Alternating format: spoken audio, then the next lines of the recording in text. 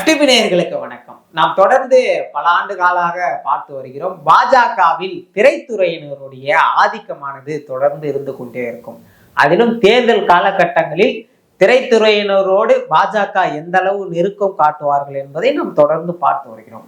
அந்த வரிசையில் இப்பொழுது மலையாளத்தில் பேர் சொல்லக்கூடிய ஒரு பெரும் நடிகராக இருக்கக்கூடிய மோகன்லால் அவர்களுக்கு தாதா சாஹிப் பால்கே விருதானது கொடுக்கப்படுகிறது. இதில் உள்ள அரசியல் என்ன, இதை பற்றி பேச நம்மோடு வம்சி அவர்கள் இணைந்திருக்கிறார். வணக்கம். வணக்கம் சதீஷ்.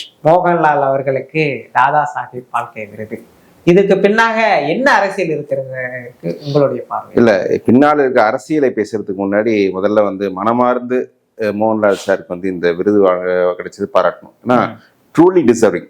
இது எந்த மாற்று கருத்து கிடையாது. அவர் ஒரு 45 வருஷம் மேல சினிமா துறை நடிச்சிட்டு இருக்காரு. அது இங்க தமிழ் சினிமா மாதிரிலாம் கிடையாது. கேரளாலாம் வருஷத்துக்கு 4-5 படம் வரும். அந்த மார்க்கெட் சின்னதுன்றதால அவர்ல ஒரு 350 படம் நடிச்சிருப்பாரு. இப்போ இந்த வருஷமே நடிச்ச 2 படம் 250 கோடி மேல back to back hits. Empuraan Thudarum இருக்கு. இப்ப கூட ஹிருதயபூர்வம் நல்லா ஓடி இருக்குன்றத. ஸோ மோகன்லாலுக்கு இந்த விருது கிடைச்சது ட்ரூலி டிசர்விங். அதுல நோ செகண்ட் தாட். ஆனா என்ன தாதா சாஹிப் பால்கே அவார்டு பொறுத்தவரை என்னன்னா, அந்த அவார்டுன்றது தாதா சாஹிப் பால்கே அவார்டுன்னா என்னன்னு சொல்றேன். இப்ப நம்ம பத்மபூஷன் பத்மஸ்ரீலாம் பொதுவா எல்லா துறையிலும் சேர்ந்தவர்களுக்கு ஒரு ஒரு life time achievement, contribution to India வளர்ச்சிக்கு பங்களித்ததுக்காக அரசாங்கம் ஒரு எல்லா துறையில சேர்ந்து கொடுக்கறது பத்மபூஷன் விருதுகள். அதுல பாரத் ரத்னா என்பது இருக்கிறதுல ஹையஸ்ட் சிவிலியன், நாட்டின் மிகப்பெரிய உயரிய விருது எல்லா துறையிலுமே. இதை தாண்டி துறை சார்ந்து ஒவ்வொரு துறைகளுக்குமே லைஃப் டைம் அச்சீவ்மெண்ட் அவார்டு ஒன்று இருக்கு. இப்போ ஸ்போர்ட்ஸ்ல கேல் ரத்னா விருதுகள் இருக்கு. அதே மாதிரி இப்போ சினிமா துறையில தாதா சாஹிப் பால்கேன்றது சினிமா துறையில ஹையஸ்ட் அவார்ட் இந்தியாவில் கிடைக்கும். இந்த தாதா சாஹிப் பால்கே அவார்டு தான் 1969 இந்த அவார்டு கொடுத்துட்டு வராங்க. என்ன பிரச்சனைன்னா, இதுல இது வருஷத்துக்கு ஒரு அவார்டு தான். அதனால நிறைய பேருக்கு நிறைய திறமையான கலைஞர்களுக்கு இந்த அவார்டு கிடைக்காம போயிருக்கு. வருஷத்துக்கு இதே 2-3 அவார்டுனா அவங்க பத்மஸ்ரீ பத்மபூஷன் 2-3 அவார்டு ஸ்ட்ரிட் பண்ணி கொடுத்துருக்கலாம். அது ஒரு அவார்டுனால திறமையான கலைஞர்களுக்கு அது அவங்களுக்கு கிடைச்சவங்க எல்லாம் திறமையானவர்கள் தான். திறமையான கலைஞர் நிறைய பேருக்கு கிடைக்காமவும் போயிருக்கு. ஸோ அதனால ஒரு வருஷத்துக்கு ஒரு அவார்டுனா அந்த அது கொஞ்சம் லுக்ரேட்டிவா தான் இருக்கணும். இப்போ தமிழ் சினிமா எடுத்துக்கிட்டோம்னா தாதா சாஹிப் பால்கே விருதுன்றது இதுவரை 3 பேர் தான் கிடைச்சிருக்கு. நடிகர் திலகம் சிவாஜி கணேசன், அப்புறம் இயக்குனர் சிகரம் கே பாலச்சந்தர், அப்புறம் சூப்பர் ஸ்டார் ரஜினிகாந்த். இப்போ மலையாளம் சினிமாவில் மோகன்லால் கிடைச்சிருக்கு. இது எப்படி கொடுக்குறாங்கன்னா, இதோட டைமிங் தான் இங்க கொஸ்டின். இப்போ ரஜினி சாரும் டிசர்விங் தான்.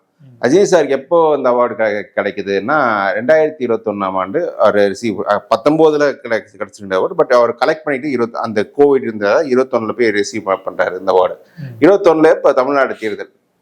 ஸோ இப்போ தெளிவா தேர்தலை மைண்ட்ல வச்சுதான் ரஜினி சார் கொடுத்துருக்காங்க. அவங்க வேற எப்போ வேணா கொடுத்துருக்கலாம். ஸோ தேர்தல் மைண்ட்ல வச்சு தான். இப்போ மோகன்லால் சாருக்கு எப்போ கிடைச்சிருக்குன்னா இது அடுத்த ஆண்டு கேரளா தேர்தல். ஸோ அப்போ அந்த ஒரு நோக்கத்துல கொடுத்தாங்களோ அப்படின்ற ஒரு கேள்வி. இது கண்டிப்பா டிசர்விங், கண்டிப்பா கிடைக்கணும், அது மாற்று கருத்தே கிடையாது. பட் ஆனால் டைமிங், அது டைமிங் தான். அது பின்னால ஒரு அரசியல் இருக்குமோ அப்படின்ற யோசிக்க தோணுது. இப்போ நீங்க ரஜினி சாருக்கு கிடைச்சிருக்கு, ஆனா இது கமல் சாருக்கு இதுவும் கிடைக்கல. கமல் சார் ரஜினி சாரோடய டிராவல் பண்ணியிருக்கு, கமல் சார் கிடைக்கல. காரணம், கமல் சார் ஒரு அரசியல் கட்சி ஆரம்பிச்சுட்டாரு. அவர் பிஜேபிக்கு எதிர்நிலை எடுத்திருக்காரு. அப்ப அவருக்கு கொடுக்கறதுல ஒரு லாபமும் இல்லை. இப்ப மோகன்லால் சார் கிடைச்சிருக்காரு. இன்ஃபேக்ட் மோகன்லாலை விட நிறைய படங்கள் மம்முட்டி அவர்கள் செஞ்சிருக்காரு. மோகன்லாலை விட தேசிய விருதுகள் அதிகம் வாங்கியிருக்கார். நான் இன் டேர்ம்ஸ் ஆஃப் அவார்ட் தான் சொல்றேன். ஆக்டிங் டேலண்ட் 2 பேருமே ஜாம்பவான்கள் தான். அவர் எக்ஸ்பீரியன்ஸும் கூட. மோகன்லால் முன்னாடியே அவர் அறிமுகமாயிட்டார்.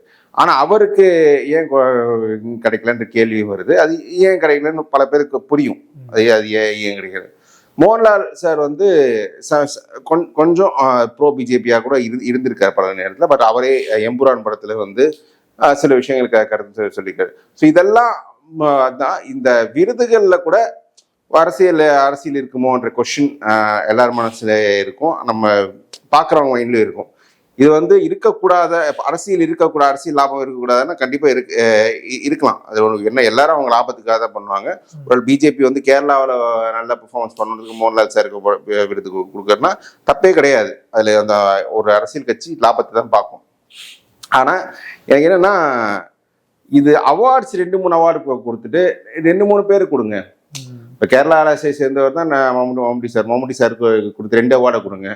நம்ம தமிழ்நாட்டில் இளையராஜா சார் கொடுங்க, ஒரு 3 அவார்டு அப்படி கொடுக்கலாம்ல. அது நிறைய பேர் கொடுக்கறதால உங்க அரசியல் லாபம் வேணுமோ அதுவும் சால்வ் ஆகுது. உங்க திறமையான கலைஞர்களுக்கு அவங்களுக்கு உரிய அங்கீகாரம். தாதா சாஹேப் பால்கேன்றது சாதாரண அவார்டு கிடையாது. மத்திய அரசு குடியரசுத் தலைவர் கையில வாங்குற விருது, இந்திய சினிமாவிலே உயர்ந்த விருது. அதுதான். அது வந்து எல்லா நடிகர்களுக்கும் கிடைக்கணும்ல. அதுதான் நான் பார்க்குறேன். நீங்க கேரளா தேர்தலை பத்தி சொன்னீங்க. 2026 தமிழ்நாட்டிலும் தேர்தல் நடக்க இருக்கு. ஆனா இளையராஜாவன்ற நீங்க கோட் பண்ணும்போது இளையராஜாக்கு தமிழ்நாடு அரசு பாராட்டு விழா நடத்துறாங்க. சோ அதனால தவிர்க்கப்பட்டிருக்குமோ? எனக்கு ஒருவேளை அது இருக்குமோன்ற எண்ணமும் எனக்கு இருக்கு. ஏன்னா ஸ்டாலின் ரொம்ப ஷூடு.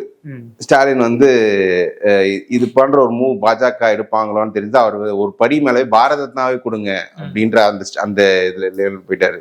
பாரத ரத்னா கொடுக்க முடியாதுன்னா பால்கே அவார்டே கிடைக்காத நபருக்கு பாரத ரத்னா போக முடியாது. கலைத்துறையில பாரத ரத்னா கிடைச்சவங்க லதா மங்கேஷ்கர் வாங்கினாங்க. அவங்க வந்து பால்கே அவார்டு வாங்கின அப்புறம் தான் அங்க போறாங்க. ஸோ பாரத ரத்னா கொடுக்க முடியாது அவர் பெரிய டிமாண்ட் வச்சுட்டாரு. இப்போ ஒருவேளை இளையராஜாக்கு இந்த அவார்டு கிடைச்சிருந்தா அப்ப என்ன எல்லாம் சொல்லுவாங்க, ஸ்டாலின் பாரத ரத்னா கேட்டாரு, நீங்க பால்கே அவார்டு கொடுக்குறீங்க. அவங்க பிரசிடென்ட் சில பேர் தெரியாது, அவங்க விமர்சனம். ஸ்டாலின் பேச்சை வந்து மத்திய அரசு ஏற்றுக்கொள்கிறது. அந்த இல்ல ஸ்டாலின் உங்களுக்கு பெரிய அவார்டு கொடுக்க நீங்க இந்த அவார்டு கொடுக்குறீங்க அப்படின்ற அப்படியும் எடுத்துக்கலாம். ஸோ அதுல எதுக்கு அந்த இது எடுக்கணும் அப்படின்றது அந்த லைன் எடுக்கணுன்றதுக்காக அவங்க வந்து கொடுத்துட்டாங்க. இவரும் டிசர்விங். என்னோட பாயிண்ட், இவரும் டிசர்விங் அவரும் டிசர்விங் தான். 2 பேரும் கொடுத்துருக்கலாம், அது கொடுக்காம போயிருக்கு. இன்ஃபேக்ட் எனக்கு வந்து நான் வந்து சிரஞ்சீவிக்கு தான் கிடைக்கும். ஏன்னா அமிதாப் பச்சன் கொடுத்தாங்க, ரஜினி சார் கொடுத்தாங்க, அடுத்து சிரஞ்சீவி போவோம். இன்னைக்கு அவர் சகோதரர் பவன் கல்யாண் கூட ஒரு பிஜேபிக்காரர் மாதிரி பேசிட்டு இருக்காரு. அவன் அந்த சந்திரபாபு பதவியேற்பு விழாலாம் பார்த்தோம், எப்படி கை கோத்துரு 2 பேர் எப்படி இருந்தார் பிரதமர்னு. பட் ஆனா ஆந்திராவில் எலெக்ஷன் வரதுக்கு இன்னொரு 3 வருஷம் இருக்கு. எது எப்படியோ என்ன அரசியல் நடந்தாலும் மோகன்லால் சார் வந்து இதற்கு தகுதியானவருக்கு தான் இந்த விருது போயிருக்கு. அவருக்கும் நம்ம வாழ்த்துக்கள் சொல்லலாம். நம்ம மேலும் ஒரு காணொலியில சந்திக்கலாம்.